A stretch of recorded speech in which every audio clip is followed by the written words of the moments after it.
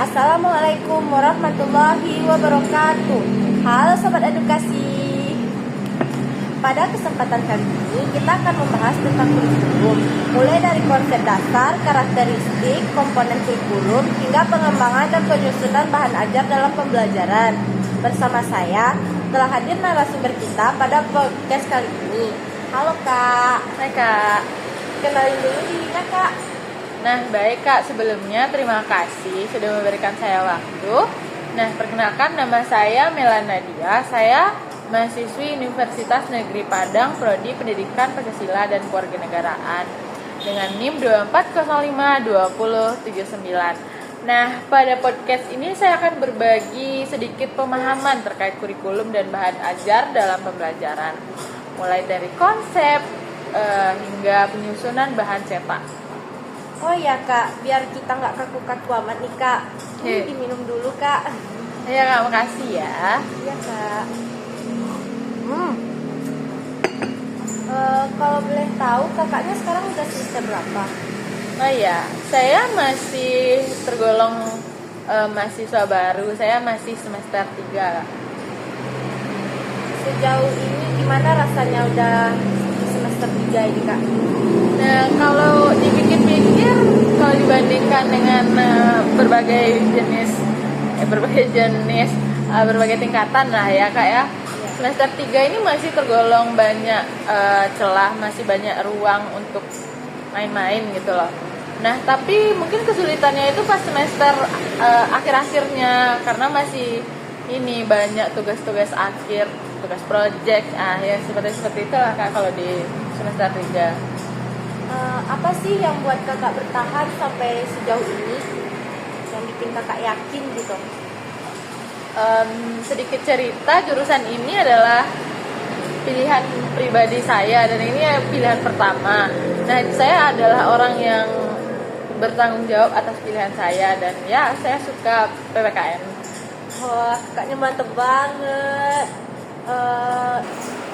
Baik Kak, sekarang kita masuk pertanyaan yang pertama ya Kak. Kakaknya udah siap nih? Siap. Pertanyaan pertama ya. Dapatkah kakak menjelaskan bagaimana konsep dasar dari kurikulum di Indonesia, mulai dari KBK, KTSP, kurikulum 2013, dan kurikulum Merdeka? Nah, baik Kak, terima kasih pertanyaannya. Nah, secara umum konsep dasar kurikulum di Indonesia itu kan terus berkembang mengikuti perkembangan zaman. Nah, yang pertama itu namanya kurikulum berbasis kompetensi atau biasa dipanggil KBK.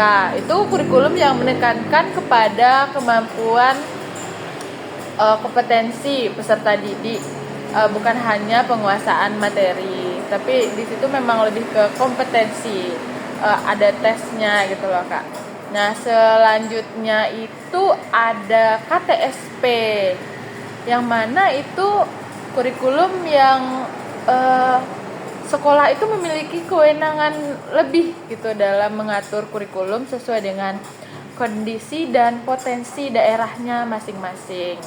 Nah, setelah itu ada kurikulum 2013 yang menekankan kepada penguatan sikap, pengetahuan, dan keterampilan melalui pendekatan saintik.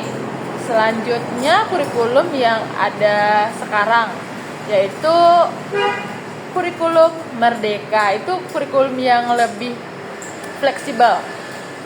Itu berpusat kepada peserta didik serta penguatan profil Pancasila.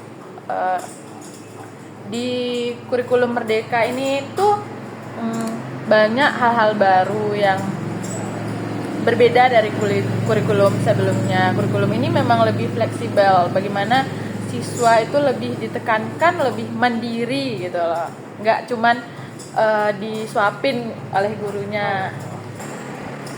Pertanyaan yang kedua nih Kak, apa karakteristik utama dari KBK, KTSP, kurikulum 2013, dan kurikulum Merdeka Kak? Nah, karakteristiknya itu lumayan menarik nih untuk dibahas. Yang pertama itu KBK, itu kan berbasis kompetensi. Itu tuh berdasarkan hasil belajar siswanya. Itu mungkin bisa dari tes, ujian, nah begitu. Untuk KTSP sendiri itu kan lebih ke otonomi daerah. Kalau yang tadi itu kan mungkin secara garis besar itu semua sekolah memiliki kurikulum yang sama. Dibandingkan dengan KTSP ini mungkin setiap sekolah itu akan berbeda tergantung bagaimana potensi daerahnya, bagaimana kemampuan daerahnya, SDM, sumber daya manusianya begitu. Nah, untuk kurikulum selanjutnya itu kan kurikulum 13. Nah, itu tuh lebih terintegritas atas sikap, pengetahuan, dan keterampilan siswanya. Sedangkan yang selanjutnya kurikulum Merdeka memiliki karakteristik pembelajaran yang lebih fleksibel, kontekstual, dan berpusat kepada peserta didiknya. Nah, begitu kakak.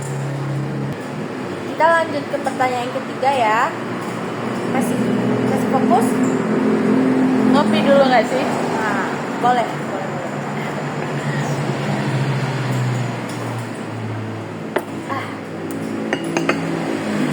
Ya, kita fokus ke pembahasan lagi nih.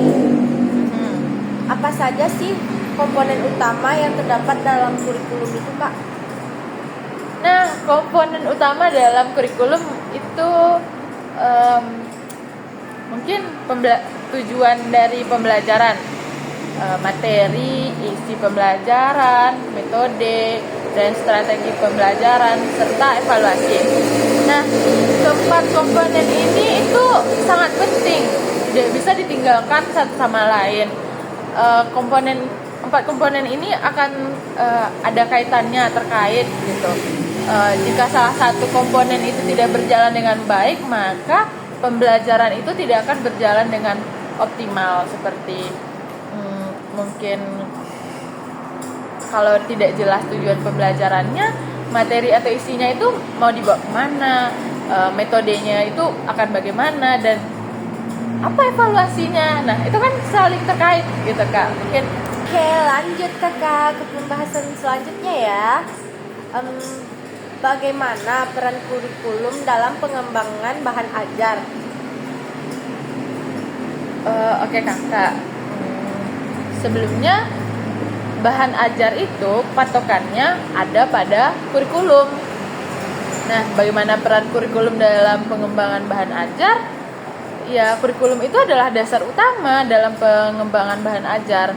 Guru menyusun bahan ajar itu sebagaimana untuk mencapai tujuan dari kurikulum.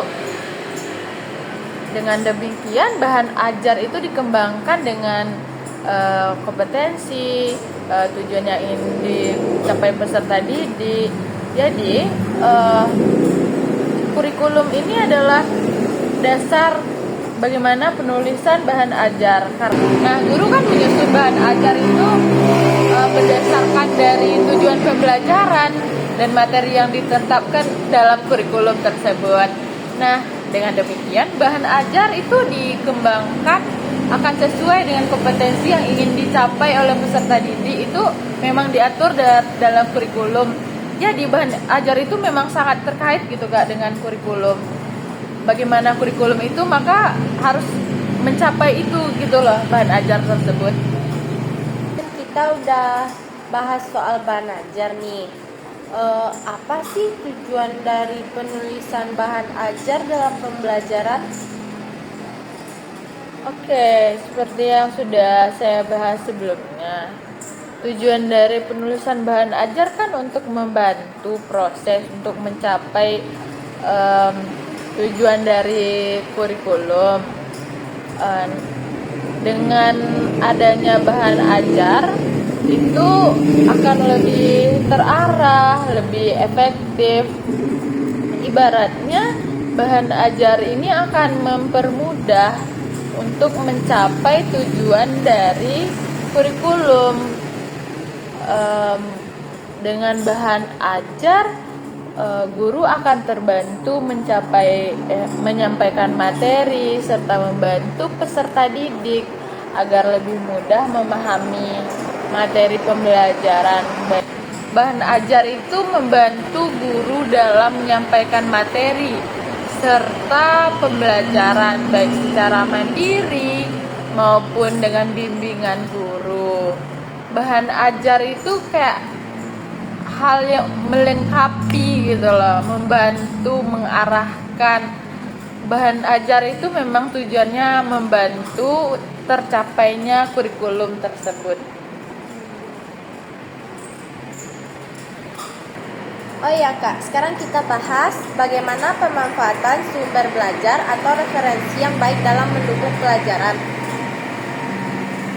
Nah, sumber belajar itu kan banyak ya Kak, nggak hanya dari buku teks, tapi juga berasal dari lingkungan sekitar, media digital, dan pengalaman sehari-hari. Bahan ajar itu lebih luas ya, misalnya bisa kita dapatkan dari internet seperti website,